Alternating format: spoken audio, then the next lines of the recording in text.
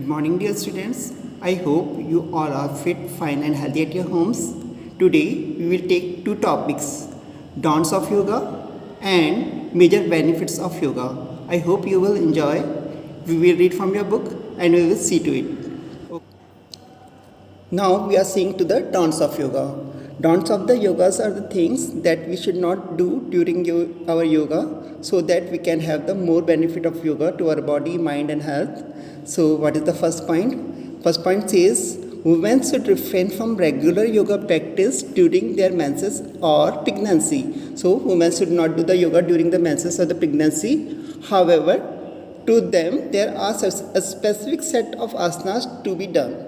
But there are some asanas that they can do during their pregnancy or menses. Now, the second point is don't have a full tummy while doing yoga. As you all know, our stomach should be empty when we do yoga. So it says don't have a full tummy while doing yoga. Wait until 1 to 3 hours after large meals. Here it is written 1 to 3 hours, but after the large meals we can skip the meal for the 5 hours. After the 5 hours of the large meal we can do the yoga. Now the third point is don't take a shower or drink water for 30 minutes after doing yoga. So when you have done the yoga, you have to wait for 30 minutes for the shower or for drinking the water. During illness, after operation, when there is a bandage either for sprain or fracture, one should refrain from yoga practice. So while the illness or you have gone through an operation, or if you are having the bandage for sprain or fracture, you should not do the yoga. One should avoid the yoga during these problems. So, they can resume yoga after consulting experts. So, after some time when you are healed, you can do the yoga after consulting your yoga expert or the doctor.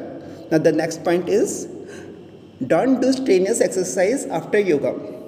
We should not do the strenuous exercise after the yoga. It is restricted. It is not good for your health or body.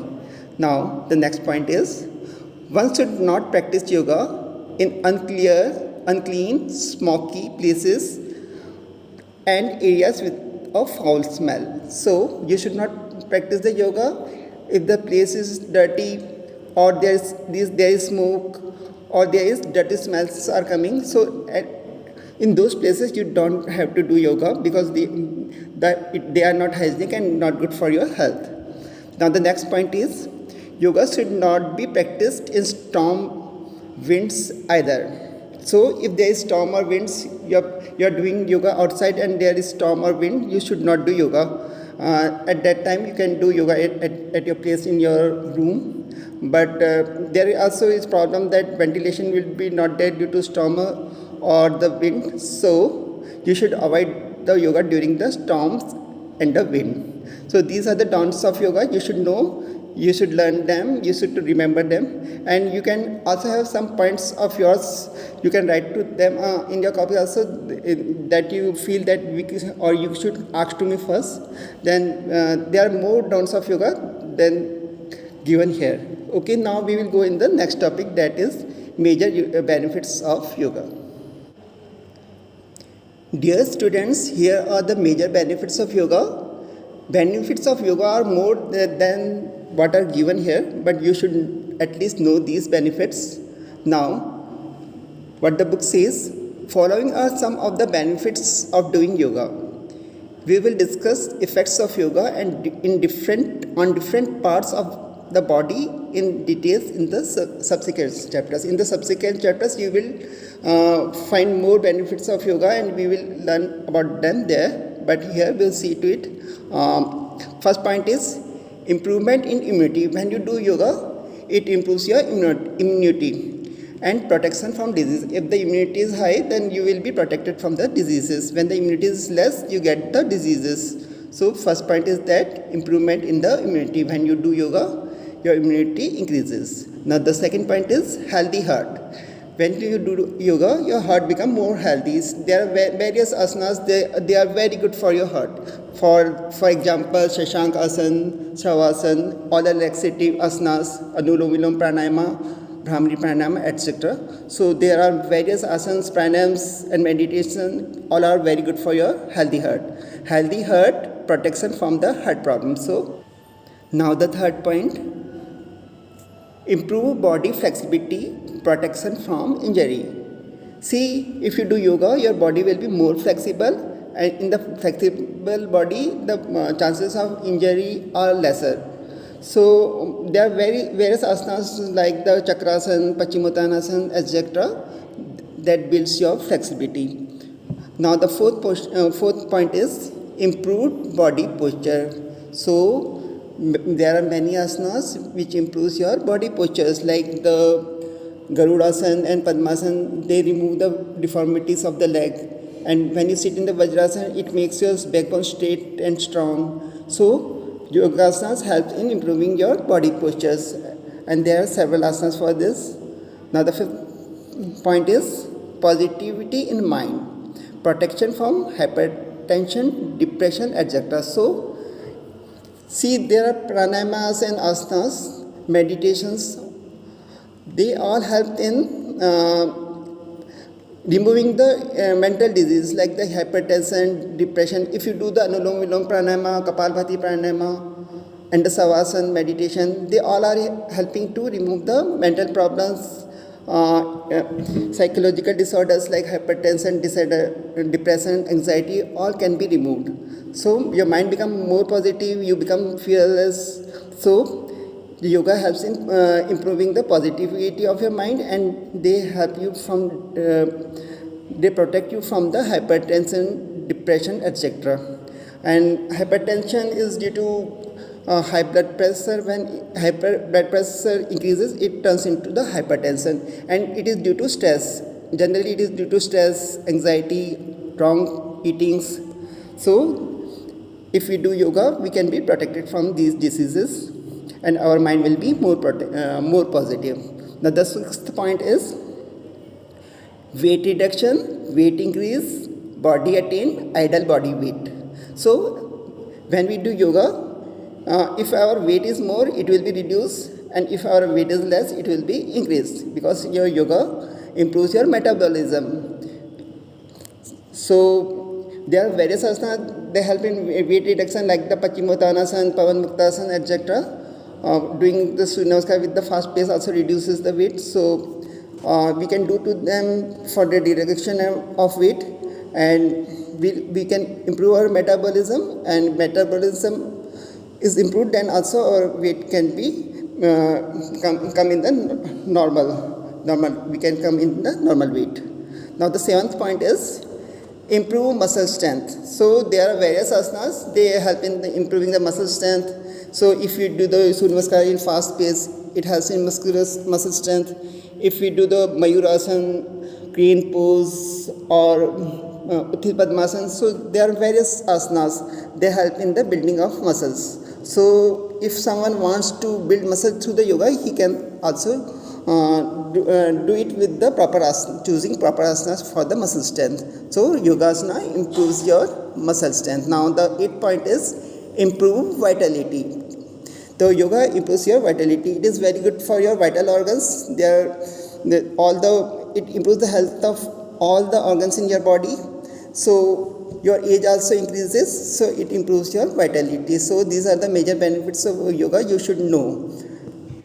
Dear students, some rules of yoga are given under the Unity in Diversity topic in the page number 12. These are the rules of yoga. See to it, the heading is not proper. So we will read one by one. The first point is, one should practice yoga calmly, without any haste or exhaustion. So when we do yogasana, we should do it calmly, and we should don't do any hurry in doing the yogasanas. If one is tired, he or she should rest for a while in a comfortable posture. And while doing the yogasana, if you get tired, you can do the savasana, and do your relaxation, and after taking some relaxation, say about 1 minute or 2 minute or 3 minute, you can again start your complete your yogasana, and you can start your yogasana. Now the second point is, one should try to practice yoga every day regularly, preferably at the same time. So it is said that if you do the regular yoga, you will have more health benefits. So what should you do? You should do yoga regularly and at the same time. So it is very good if you do the yoga in the morning, because morning you are empty stomach. If you don't get the time in morning, you can also do the yoga in the evening. The stomach should be empty. Okay, now the third point is, while practicing yoga, one should concentrate on yoga alone and try to keep away the other thoughts. When you are doing yoga, your whole concentration should be in your asanas or the pranayamas what you are doing, and you should not think here and there. You should have complete attention on your body and the poses you are doing, or the pranayamas or the meditation you are doing. Now the next point is, during the practice of yogasana, the dirt in the internal organs of the body is directed towards the urinary bladder.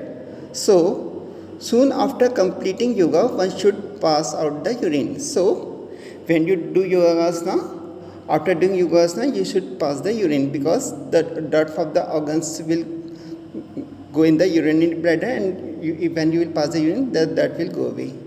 Now the next point is, during the yoga practice, if anyone feels to attend nature's call, he want to empty his ball, he can leave and do it first. So during yoga practice, if anyone feels to attend nature's call, he must go and attend it immediately. One should not hold it back forcefully for a long time. So if the nature's call is there, he or she must go, and first they should relax themselves, and then they can continue their yoga. One should also not try to suppress sneezing, cough, etc. So while doing the yogasana, if you feel to sneeze or cough, you can do it. You should not hold them. If one feels thirsty, one can drink a little water as well. So during the yogasana, you can drink a little water, not more, and it should not be cold. It should be in the normal room temperature, what is best, or the lukewarm water is the best. Now the next point is, if one sweats during yoga practice, he or she should slowly wipe it out either with a cloth or with the palms. So while yoga practice, if you sweat, you should do it with the clean cloth or the palms. It is better if it dries up automatically in the air. If your sweat dry out in the air, it is the best. Now, pranayama should follow the asana, and meditation should follow the pranayama. So what should come first? First the asana should be done during the yoga practice. After the asanas, pranayama should be done, and after the pranayamas, meditation should be done. So if you do like that, that is better, and it will be more beneficial to the health.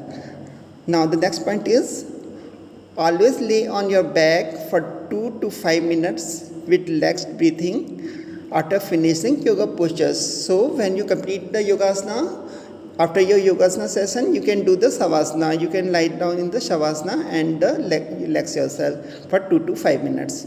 So these are the points. Now the last point is, movements should be slow in every case. Sudden movements should be avoided. While you do the yogasanas, your movements should be slow.